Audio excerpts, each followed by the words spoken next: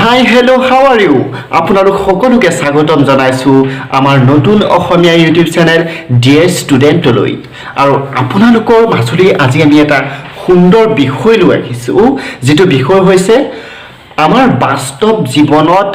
পাৰ্চেণ্টেজৰ প্ৰয়োগ মানে পাৰ্চেণ্টেজ যিটো অসমীয়াত কোৱা হয় শতাংশক আমি আমাৰ ৰিয়েল লাইফত কেনেধৰণে ব্যৱহাৰ কৰোঁ আমি আজি তাৰ বিষয়ে আলোচনা কৰিম চ' ফাৰ্ষ্ট আমি এটা কেছ লৈ লৈছোঁ ধৰি লওক আপুনি এখন দোকানলৈ গ'ল মোবাইল এটা কিনিব ঠিক আছে আপুনি গ'ল দোকানলৈ আৰু দোকানীজনে ক'লে যে এইটো মোবাইলটোৰ প্ৰাইচটো 1000 আজিকালি 1000 তেনেকৈ মোবাইল নাপায় ধৰা হৈছে মেথছত ধৰি ল'ব পাৰে তো 1000 বুলি ক'লে আৰু ক'লে যে পূজাৰ কাৰণে আপোনালোকক 10% ডিছকাউণ্ট দিম আৰু তেতিয়া আপুনি কি কৰিব তেতিয়া আপুনি উলিয়াবলগীয়া হ'ব 10% 10% ডিছকাউণ্ট 1000 টকাৰ 10% ডিছকাউণ্ট দিলে আপুনি দোকানীজনক কিমান টকা দিব লাগিব আপুনি কিমান টকা দি মোবাইলটো কিনি আনিব পাৰিব সেইখিনিতে আমি পাৰ্চেণ্টেজৰ ব্যৱহাৰ কৰিব লাগিব আৰু সেইটো কাৰণে আজি মই এই টপিকটোকে প্ৰথম টপিক হিচাপে মোৰ ডিয়াৰ ষ্টুডেণ্ট চেনেলটোলৈ প্ৰথম টপিক হিচাপে আজি বাছি লৈছোঁ এতিয়া পাৰ্চেণ্টেজ 10% কিমান হ'ব সেইটো উলিয়াবলৈ আমি প্ৰথমতে আলোচনা কৰিব লাগিব শতাংশ কি বস্তু তাৰ বিষয়ে শতাংশ মানে কি সেইটো চাওক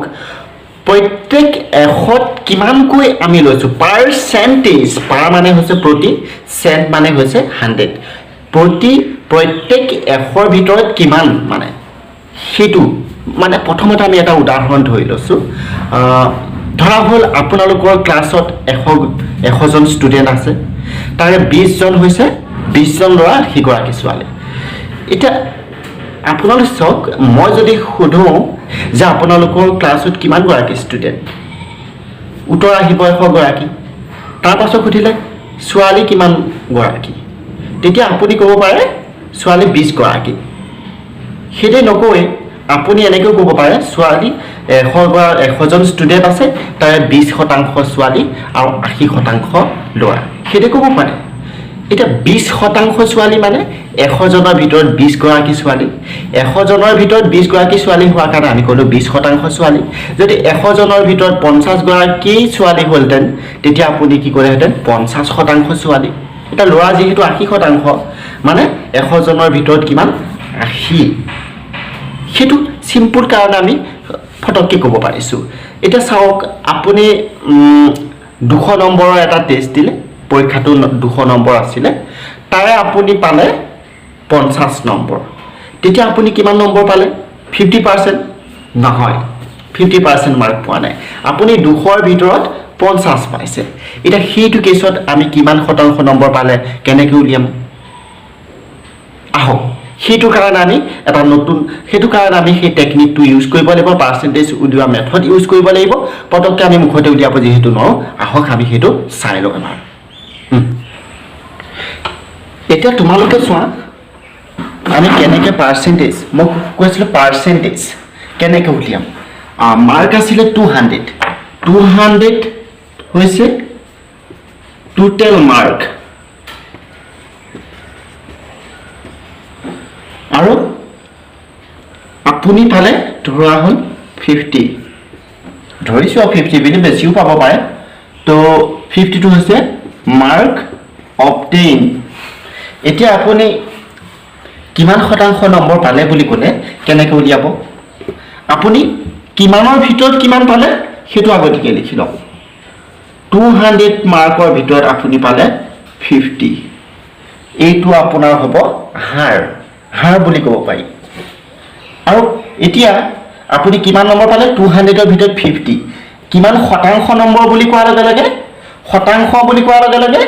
100ৰ ভিতৰত আপুনি কিমান নম্বৰ পালে সেইটো সুধিছে মানে 100ৰ ভিতৰত কিমান যেনেকৈ 100ৰ ভিতৰত ছোৱালী আছিলে 20 গৰাকী সেইকাৰণে 100 ভাগৰ 20 ইয়াক লিখিছিলোঁ 20% বুলি লিখিছিলোঁ এতিয়া আমি লিখিব লাগে আপোনাৰ মাৰ্কটো এনেকুৱা শতাংশ আকাৰত লিখিব লাগে মানে তলত আমাক 100 এটা তলত লাগে চ' আমি তলত 100 এটা পূৰণ কৰি দিলোঁ যিহেতু আমি তলত 100 এটা পূৰণ কৰিম আমি ইয়াৰ কোনো সাল সলনি ঘটাব নোৱাৰোঁ সেইকাৰণে তলত 100 এটা পূৰণ কৰাৰ লগে লগে ওপৰতো 100 এটা পূৰণ কৰি দিব লাগিব তলত যেহেতু 100 এটা আমাক লাগিব শতাংশ আকাৰত লিখিবলৈ সেইটো কাৰণে ইয়াৰ একো পৰিৱৰ্তন ঘটাব নোৱাৰো কটাকটি কৰিব নোৱাৰো 100 to 100 থাকেই ৰাখিব লাগিব সো ওপৰৰ দুটা শূন্য লগত তলৰ দুটা শূন্য আমি কাটি দিলো এতিয়া কি কৰিব 2 এ 50 হৰণ কৰি দিব কেইবাৰ গল 25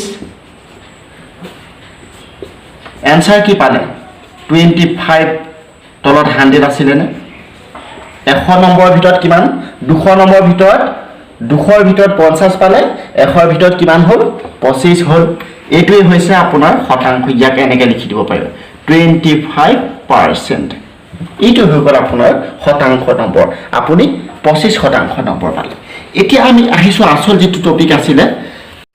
যে আপুনি এটা মোবাইল কিনিবলৈ গ'ল মোবাইলটোৰ দাম 1000 টকা আৰু দোকানীজনে ক'লে এটো পূজাৰ কাৰণে আপোনাক 10% ডিসকাউন্ট দিয়া হৈছে এতিয়া আমি উলিয়াব লাগে আপুনি কিমান টকা দি মোবাইলটো কিনিব পাৰিব সেটো অংক ডিসকাউন্ট দিছে 10% ডিসকাউন্ট দিয়াৰ লগে লগে আপুনি দোকানীজনক কিমান টকা দি পেলাই মোবাইলটো আপুনি কিনিব পাৰিব এটা 10% ডিসকাউন্ট মানে 1000 টকাৰ 10% ডিসকাউন্ট মানে 1000 টকাৰ 10% ফ্ৰী এটা 1000 টকাৰ 10% মানে কি সেটো আপুনি চাওক এতিয়া আমি উলিয়াব লাগিব মানে 1000 টকাৰ 10% এটো হৈছে 1000 টকা এই 1000ৰ 10% কিমান কেটো উলিয়াব লাগিব মানে আপুনি কেই টকা ৰেহাই পালে কেটো উলিয়াবলে 1000ৰ 10% কিমান 1000ৰ 10% মানে কি